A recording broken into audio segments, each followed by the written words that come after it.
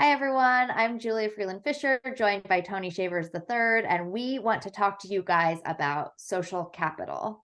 It's a loaded term, but it has a huge bearing on who gets what in our society and whether students can get by and get ahead.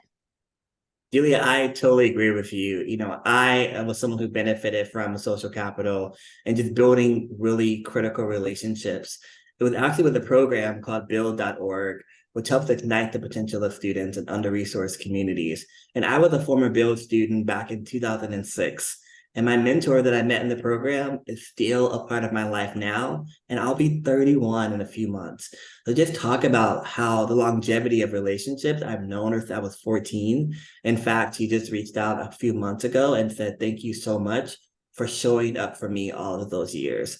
So I think it's a critical conversation that we're going to have. I'm so excited to be joined with you and the guests who are going to be attending this conference. Totally, Tony. And I'm guessing that you guys are coming to South by Southwest not just because of the awesome content on this panel picker, but to meet one another and to network. That's the reality of how our world works. It's actually how Tony and I met. We met a few months ago at a conference, and he then reached out.